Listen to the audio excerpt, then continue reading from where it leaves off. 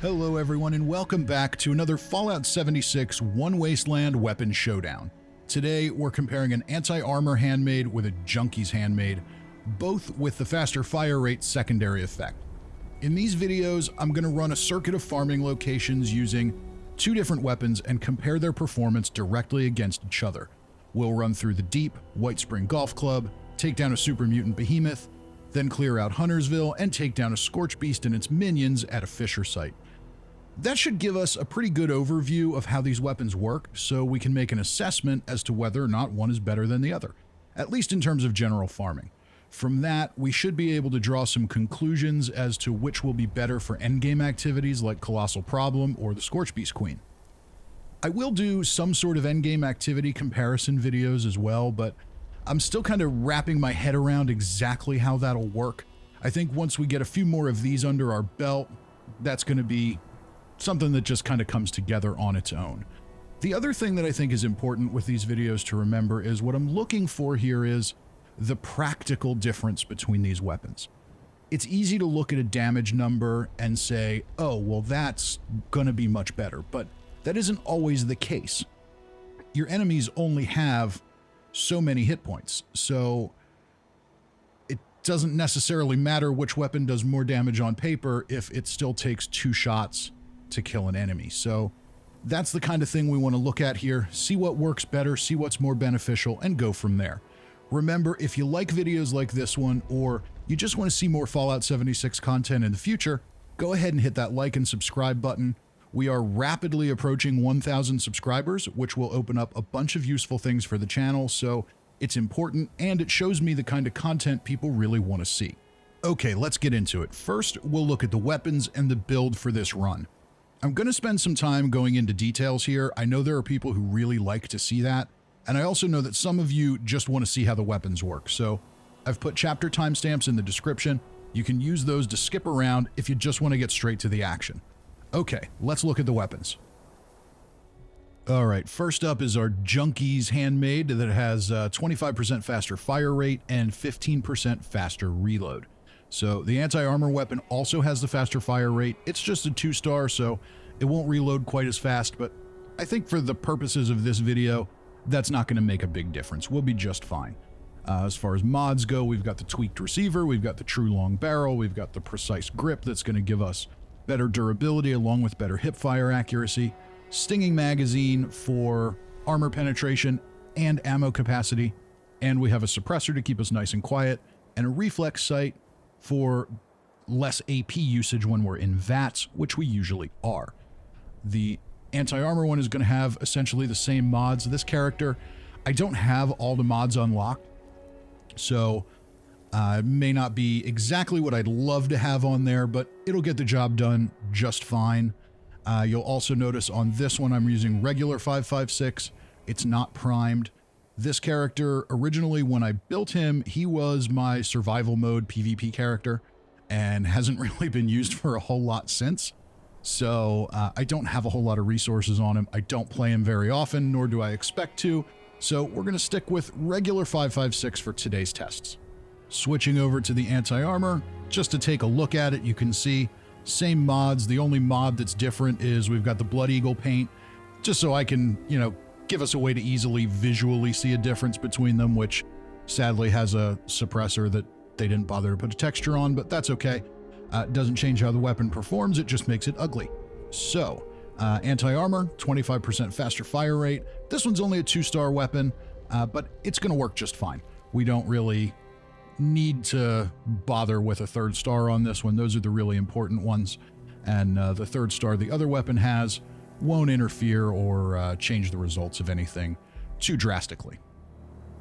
Looking at our build itself, we've got some addictions running, 5 different addictions to max out our Junkie's effect.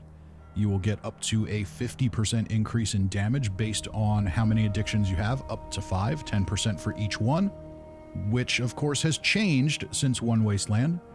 All of your new damage buffs are now additive instead of multiplicative, so that's why I say up to 50%, because if you've got other things going on, you probably won't notice that much. So bear all that in mind, and that's why we're doing this today. I want to see, do I need to keep these addictions? Because if the anti-armor performs just as well or better, then why run around with those debuffs? And we'll take a look at our mutations. Probably everything you'd pretty much expect for a stealth commando build. I do have adrenal reaction, despite the fact that this is a full health build. I still have that because in general practice, if you're running around killing things and your health gets low, then having a little extra damage might just get you out of trouble. So it's not a bad thing to have, though it's not really going to be a factor today. We've got bird bones for more agility, eagle eyes for more perception and critical damage, egghead for more intelligence, which just helps us gain more experience, healing factor, especially on a full health character.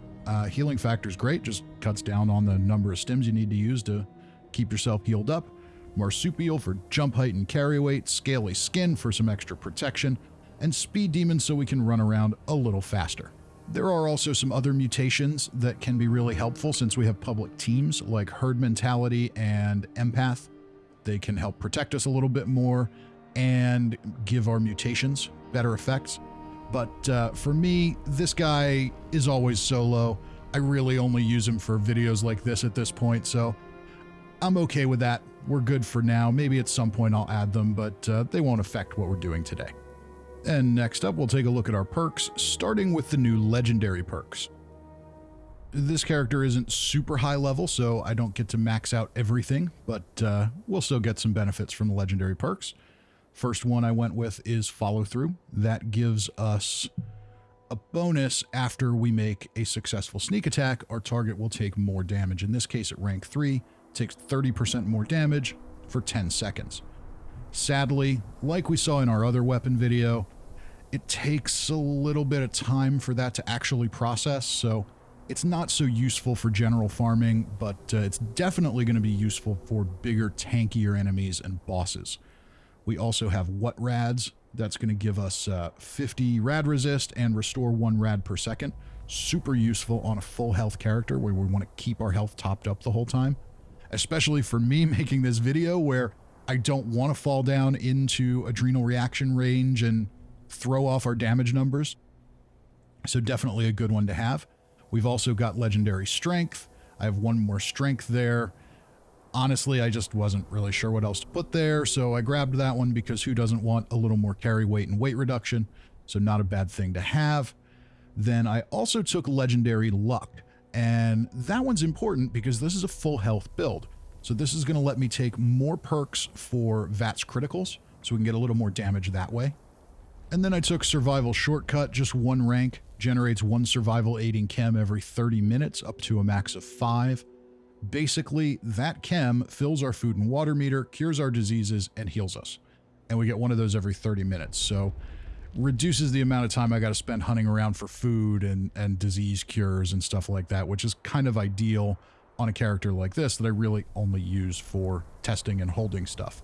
Lastly, I put on Ammo Factory.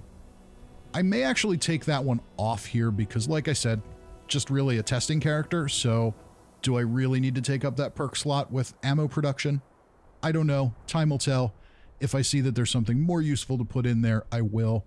That's kind of what I like about these legendary perks. They are a little bit of a work in progress, and it gives us a little something to play around with as we go. So we'll take a look at that as time goes on, but that's what's in there right now. Let's go ahead and take a look at the regular perks in the build, and then we can jump into the action after that. And here, what you're largely going to see is probably a pretty typical stealth commando build. Under strength, I've got bandolier to save me weight on ammo. I took that legendary point so I can run traveling pharmacy, cut down the weight of some chems. On this character, being a full health build, I don't have unyielding armor and low health to boost up my carry weight. So a little bit of that is not a bad thing. Under perception, we've got all the commando cards maxed out. In this case, I've got Tank Killer at rank 3, Ground Pounder at rank 2, and Concentrated Fire at rank 1. Remember, after One Wasteland, they nerfed how Concentrated Fire works with automatic weapons. So to me at this point, it's really not worth taking more than 1 rank. I just want to be able to target limbs. That's okay if I need to get into a better position to shoot from. That's fine. So this one, we're going to do Ground Pounder at 2, Tank Killer at 3. The last video we did, we flip-flopped that because that was a higher damage build, so I didn't think the Tank Killer was quite as important. Anyway, we'll see how it works in the long run, which one's better, which one's worse, and go from there. We'll change things around as we go. That's why we have multiple characters to play around with. In Endurance, I've got 1 point in Fireproof. It's kind of a throwaway stat for this build. Charisma, I've got 3 points in Tenderizer. Theoretically, I could run Lone Wanderer, which would give me a little more AP refresh, but almost all of my armor pieces have that, so it's not really doing a whole lot for me. This will help give us a little extra damage as we go. Intelligence, I've got Scrapper and Gunsmith just because I don't like fixing my stuff. And Agility, we've got basically what you would expect, 5 points in Adrenaline for extra damage as we fight big mobs. Escape Artists, so we can get out of trouble after we get detected. We're not quite as sneaky at full health as we are with a low health unyielding build, but all in all, it's not that drastically different. 3 points in Action Boy for AP refresh. We've got Covert Operative, we've got Sneak, we've got all the good stuff we'd want there. Under normal circumstances, I only run 1 point in Action Boy, and I run 2 points in Mr. Sandman. For these testing videos, I take Mr. Sandman out of the equation because it's not really fair. I can't balance. There's enough things to try and keep consistent with these that trying to make sure I'm doing everything at night, it just doesn't work. They'll never get done. So we're pulling it out of there. Just bear that in mind. In your Stealth Commando build, if you run that at night, you're going to do better damage. For now, we take the points in Action Boy. Normally 1 is enough with all the AP refresh on my armor. Luck, we've got 15 thanks to our Legendary Luck perk. So we've got Starch Genes and Class Freak to keep our mutations and nullify their negative effects. I know some people don't like to run Class Freak. They'd rather take more critical perks and things like that. That's fine. To each their own. Everybody's different. I like nullifying the negative effects. We've got Bloody Mess for damage. Psychopath and 4-Leaf Clover will help us refill our AP and our VATS critical meter more often. And then 3 points in Better Criticals, so those criticals do more damage. Very useful on a full health build where we're kind of struggling for a little bit of damage sometimes. So not a bad thing to have when we can have every second or third shot be a critical if we want to. All right, we'll start out at the deep with the Junkie's Handmade and see how we do. As always, I'm going to show you all the combat, but I will cut out some of the parts where I'm just walking around because we want to speed this up a little bit. I don't want you to have to sit here all day. So far, so good. Once we get a little bit of adrenaline going, damage is just fine. And I think what we're going to see in the end is probably that both of these weapons, it's not going to surprise me if they both perform about the same. Against heavily armored targets, the anti-armor will probably be better. Against soft targets, the junkies will probably be a little better. But we'll wait till the end. We'll do a bullet count. We'll assess the situation. Coming down the catwalk here, we've got a couple more commies to take out. I didn't see the sniper on the roof, so we'll have to go up and chase him down later. A little more action out front. And we'll head around back to take out the communist commander in power armor. Wait for follow through to proc, and we've got another shot. And one more hanging around here, one more soldier. Would have been dead in 2 shots if we didn't have faster fire rate. So not necessarily the most efficient effect for farming. Take out our missile sniper on the roof. Easy enough, and head back down and into the front door and see how many more filthy commies are in here to take out. Not too bad. So with adrenaline going, we're doing pretty solid damage.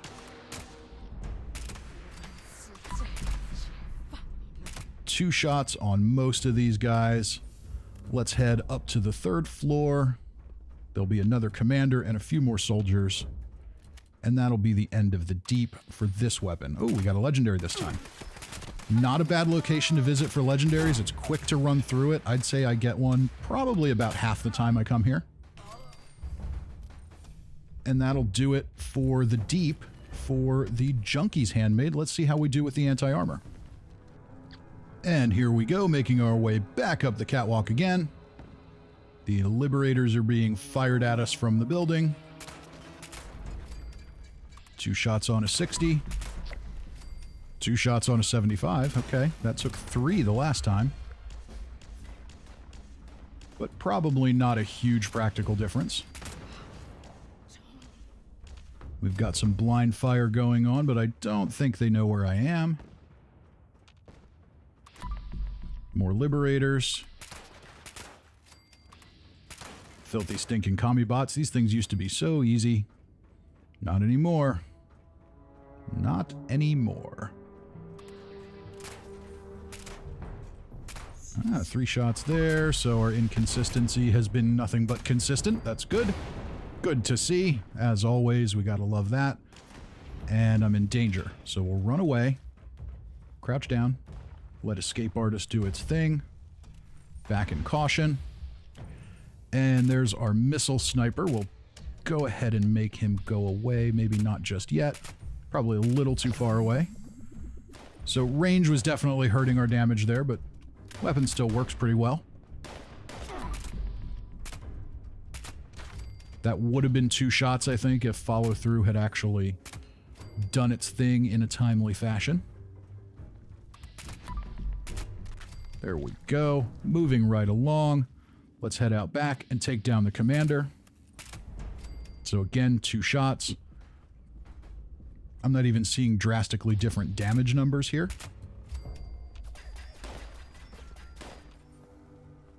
Head into the building.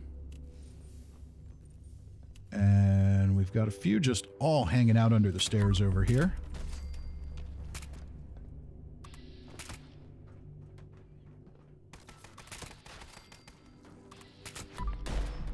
Easy enough. Pretty soft targets. And the communist soldiers are all ghouls, which is very interesting, but I actually did test this for the challenge the other day, and killing them does not count as ghouls. So if anyone was wondering that, they are not coded as ghouls for challenges. So there we go. Pretty quick, pretty easy at the deep. Let's go ahead and take a look at our next location, where we're going to start with the Junkie's Handmade at Huntersville. First, we'll take out some floaters. Again, pretty easy targets with the Junkie's Handmade. And you will see some kind of wildly varying numbers as we go here, because I am running a crit build, so we're going to take as many chances at criticals as we can. Basically just hold down the Y button on the controller on the Xbox for that when we shoot. In this case, I am on my Xbox character. This is one of my Xbox characters, so sadly that also means the footage isn't quite as smooth, but that's all right. We'll see what we have done here. I've been tinkering around with the footage in post a little bit, and I've got it to the point where I think it's decent enough. Looks like 2 shots on a level 60 Hound. 2 shots on a level 50 Skirmisher. We'll make our way up into the town square.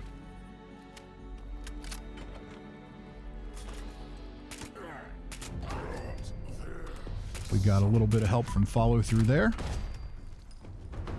So for most of these super mutants, we're seeing 2 or 3 shots. I'm guessing it'll be 4 or 5 on a level 100. This is honestly not all that different than what we saw with the bloodied weapon. So yeah, this is One Wasteland, where we don't get quite as much return on our legendary investment. But we're not here to compare to bloodied today. We're here to compare this with anti-armor to see if it really makes sense to carry all of these debuffs for all of our addictions just to get a little extra damage. So far, pretty cruisy run with both weapons, but we'll see what it looks like in the end. 1 Hound down. And we'll make our way into the house and upstairs to kill off 1 more mutant. I see you, but you don't see me. Come on now, turn around. That's what we like to see. Well, we don't like to see VATS not work, but easy enough. 3 shots, and he is dead. Heading up the road.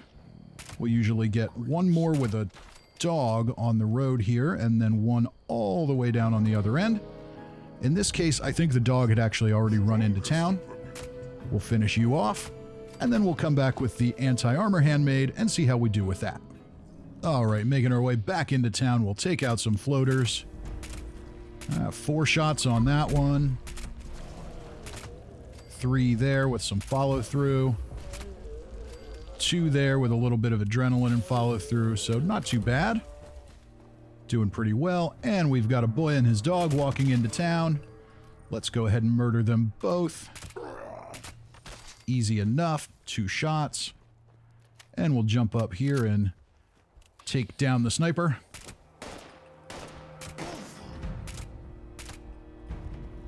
And would have been 3 shots if VATS had cooperated.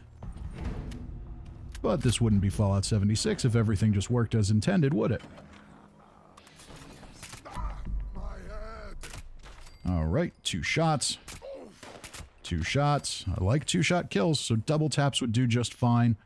Normally, of course, I'd be running through here just double tapping everything, but we want to take our time and really look at the efficiency of the weapon. Alright, 3 shots on a level 100. I can live with that. Come on. Come on out, I got a treat for you. That treat is death. Alright, so far so good. Pretty consistent double tap kills until we get to level 100 creatures. Then we need to jump up a little bit in health, but that's no big deal. Alright, 2 hiding out upstairs today. Come on. Show me your pretty face so I can send you straight to hell. Alright, there we go. Let's make our way up the road and finish this place off. 1 more dog. We've got a dog, but where is your boy? Your boy is up here, okay. We'll take him out too. Oh, look at that, they're just hanging out. Nice, beautiful day in Huntersville. And here I come to test bullets on them. Turn around. Alright, easy enough. Very cruisy run. Pretty consistent double taps on most of these enemies. Very efficient weapon. I'm liking it so far. Let's go ahead and kill a super mutant behemoth and see if we still like it. Alright, we're at Solomon's Pond. Fully loaded with a drug problem and an automatic rifle. We'll test out our Junkie's Handmade and see what Mr. Solomon thinks of us today. Give it a second for follow-through to proc. Take advantage of that on the boss. Get some crits in. 1 more should do it. There we go. So 16 shots to take down a behemoth. I can live with that. Now, pre-nerf, we were a little more efficient, but honestly, that was almost kind of weird to be able to take down enemies like this that quickly. And let's go ahead and come back with our anti-armor Handmade and see if that's any more efficient. Alright, we're back at Solomon's Pond in the bright light of day with an anti-armor Handmade. It's the same character, so we've got the same drug problem and an automatic rifle, but the drug problem isn't going to help us with this one. Let's see if this is better or worse. 1 shot, we'll let follow through proc. Alright, not too bad. 275s. Get some criticals in. There we go. And some of these shots are clearly just not doing damage, which kind of sucks when we're trying to test, but that's alright. We'll just have to live with it. Inconsistencies are part of the deal. Looks like it took 19 bullets to take him down. Maybe that would have been better with a little better luck in VATS performance, but it's hard to say. Let's run to the next stop on the tour. That is going to be the Whitespring Golf Club. Alright, making our way inside, and there we've got a ghoul. 1 shot, easy enough. That's basically what I'd expect. We've got some meat piles here. That's not good. So we might be a ghoul or 2 short. We'll see how this goes. 2 shots on a 75. 2 shots on a 75. 1 shot. So yeah, we're doing just fine. As we get adrenaline up, we'll probably see slightly better performance. Move on over to the other room.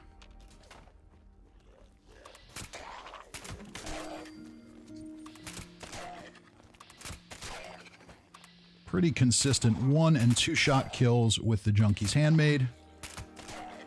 Ghouls don't have a lot of armor, so we may perform a little better here with this weapon. We'll see. So far, really cruisy run all around. Stealth Commando, full health or otherwise, is just a really powerful build, even after the nerf. And we'll visit the pro shop. As I was informed in the comments after my last video, we don't want to offend the golfers. This is not a gift shop, this is a pro shop. Because apparently all golfers are pros. I don't know, I don't play golf. I don't know how any of that works. We'll move along into the back area by the beverage stand. Usually got somebody hiding out back here, and today is no exception. Just turn around and get a nice shot on the face. Very good. And a couple of people sleeping in the lounge. Former people, I suppose. Come on, Vats. There we go. All right. We had a level 50 with a crown. That's kind of interesting. I guess we're not going to get a... no glower or Wendigo back here today. Alright, so Whitespring was a little inconsistent, but we'll clean up the back. And, we've got some activity out here. Okay. They're all fighting, so they're aggroed to other things, so our sneak criticals aren't going to work here. Still no big deal. They're going down just fine. Let's swap over to the anti-armor and see how we do with that. Alright, 2 shots on a 75, 1 shot on a 60. So for all practical intents and purposes, basically identical performance here. Anybody else hanging around? I hear a Wendigo downstairs. Yep, 2 shots on a 75, 1 on a 60. Ooh, that was a 1 shot. Just took him a second. Okay. Or maybe it was 2. I don't know. We'll see. We'll see. We've got plenty more ghouls to murder in here.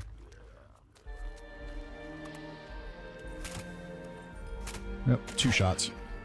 We just had a little lag on that other one. So yeah, again, almost identical performance, if not identical. Yes, I will take your glue so that I can fix things for my challenges.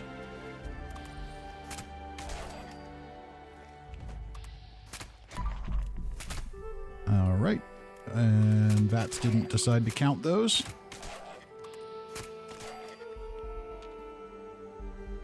Anybody else hanging around? We probably have one down here by the pool table. And then we'll be able to head downstairs. Hello. Goodbye. 1 shot. All right. We'll take it.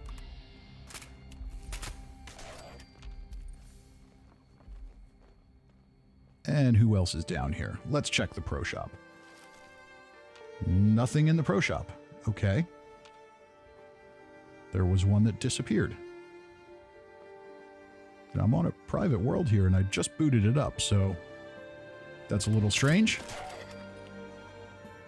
If we find we're missing a lot, then maybe we'll just do a couple bonus ghouls at the end.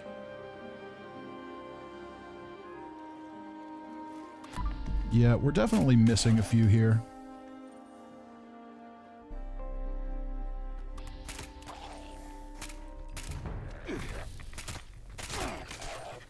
And we're detected. Let's let Escape Artist do its thing. Little panic firing for me. We've got some radworms. Let's cure those. Survival syringe, here we come. We'll fill up our health and cure our disease. That's why I have that legendary perk. Anybody else here? We've got a Wendigo. 4 shots for a 75 glowing Wendigo. I'll take it.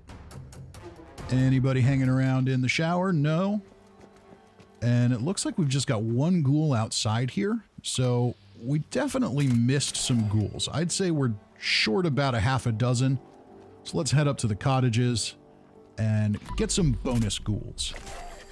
All right, a little VATS critical 1-shot kill. That works for me every time.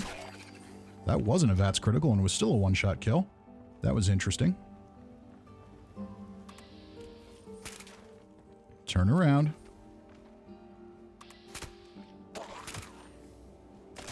There we go. A little bit of lag. So I think what's happening, and I think this is similar with, we know with instigating weapons with automatic, sometimes the effect sticks for a couple of shots. Takes a second for follow through to work. I think sometimes the extra damage from criticals actually sticks around a little bit too. And that's fine. We'll take advantage of that. I'm sure that's fairly consistent across the board. So far, both of these weapons are performing really well. Let's jump to a Fissure Site and see how we do against some Scorched and a flying giant mutant bat. And we're here at the Fissure Site up by Vault 79 with the Junkie's Handmade. And I like this Fissure Site specifically because we don't usually get random creatures spawning in and drawing aggro from the enemies here. But in this case, we've got a legendary Yao Guai off in the distance. And so far, the aggro is fine, and now the Scorchbeast is drawn. So that's going to mess with our sneak attacks. Yep. See how much our damage goes down there. And we're just going to zip around a little bit with VATS out of nowhere. But the Scorchbeast was drawn to the Yao Guai, so we're going to try and hunt that down and take it out to get it out of the equation.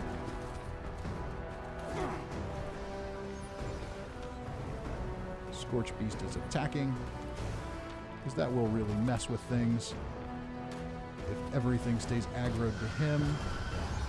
And he made his way all the way over there very quickly, so that's fine. Let's take care of business. Maybe our Scorchbeast will even stay on the ground. So far, nothing sees me. So we're going to have to keep this in mind when we look at ammo counts later.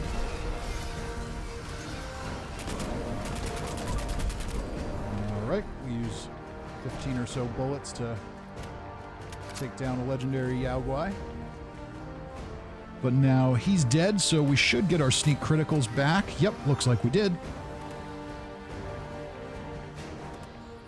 Scorchbeast is about half dead. Don't see anybody else around. All right, Scorchbeast, come on. Is he still aggroed to something else? I'll tell you what, this has been one of the weirdest testing runs I've ever done. Just can't get consistent behavior out of any location, so we're just going to have to bear that in mind in the end. Come on. Come closer. Maybe if I hit your wing. This Scorchbeast is just misbehaving. This one must be a direct descendant of the queen that we've been fighting for the last few months that just didn't ever want to die. Yeah, you're just being a dick now. Alright, well, this Scorchbeast is going to completely screw up the consistency of our testing, but I don't care. It needs to die. I want my vengeance now. Get over here.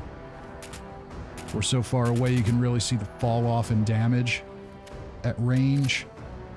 Yeah, this one just doesn't want to play. Come on. Let's go. And VATS is not being our friend either. So we're wasting a whole lot of ammo here. Come on.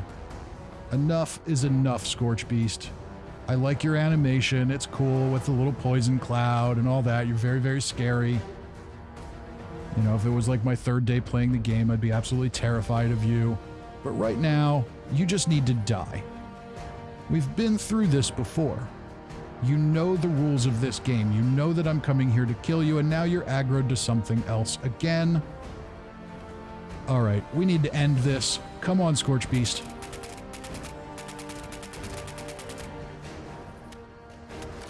This is the biggest dickhead Scorchbeast I've ever faced in quite some time. So we had magically disappearing ghouls. We have a wildly misbehaving Scorchbeast. Come on. Come on, Scorchbeast. People are going to start turning off the video. I have a very important job to do here. I have to make content for people, and the content is your death. So come on over here. Let's go. We're almost there. I know you don't want to die, but you have to because people on YouTube want to watch you die. Do you not understand how important a role you play in modern society? Your death entertains several hundred people. There we go. That is more like it. Thank you for dying, Scorchbeast. Let's jump to the anti-armor weapon and see if we have any better luck. All right, back at the Fissure Site in the cold light of day. Take down some Scorch, build up some adrenaline, and hopefully we don't have any of the shenanigans going on here that we just had. Because that wasn't fun, was it? Alright, so far this is pretty textbook. 1 and 2 shots, nothing drawing aggro, that's why I come here. And I can hear a few more running around. Oh yeah, definitely a few more running around because they're hitting me in the face. You die, I'm in danger. Let's get Escape Artist working and doing its thing. I love that perk. You just run away, crouch, and you're usually right back into caution. And you're a little far away, but we can still kill you in 2 bullets. Excellent. And I think it's probably time to get the attention of the Scorchbeast. Couple of shots, damage didn't register. Are we still going to do this? Are you going to do this again? That can't be the case. We just need to get your attention. Come on. Come a little bit closer. Little bit closer now, Scorchbeast. Come on. Time to die. We've almost reached the end of the video. Don't keep these people hanging around any longer than they need to. I'm sure they've got very important things to do that don't include watching you take no damage with repeated shots.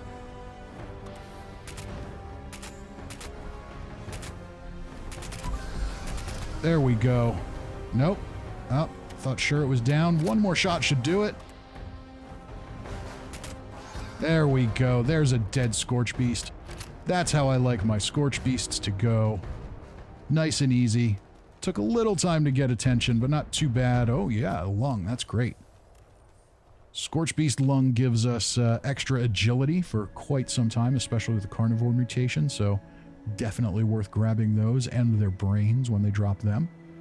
And that is going to bring us to the end of this testing run. So let's talk conclusions. First, the ammo count. We used 334 rounds with the Junkie's Handmade and 245 with the anti-armor. We can definitely attribute at least most of that difference to our misbehaving Scorchbeast and random legendary Yaoguai. It was pretty clear throughout the video at every location that both of these weapons, for all practical purposes, are equally effective. Maybe the Junkie's weapon was a bit better against that tanky Behemoth and therefore might be slightly more effective against bosses, but I doubt it. Anti-armor has always performed pretty well against boss enemies who have a lot of armor. The performance was so consistent across the board that I really think they're just about even following One Wasteland. As such, I'm going to grab some Addictol and get rid of these addictions. There's no sense in running around with all those debuffs if it's not giving me better damage than I get with a weapon that doesn't require them. Now, to be fair, some people run Junkies differently than I do. Really, to make the most of it, you would take advantage of already being addicted to everything and take lots of combat-enhancing chems, which would likely push your performance above the anti-armor. So if that's how you run your Junkies build, then you'll probably do better than what you saw here. But for me, it's definitely time for a change. And that's going to wrap this one up, folks. I know it was a bit longer than I expected, but It led to an interesting conclusion. Remember, if you liked this video, found it useful, or anything in between, go ahead and hit that like button and be sure to subscribe so you don't miss any of the Fallout 76 videos I post every week on the channel. Till next time, I'm Fisty McRib.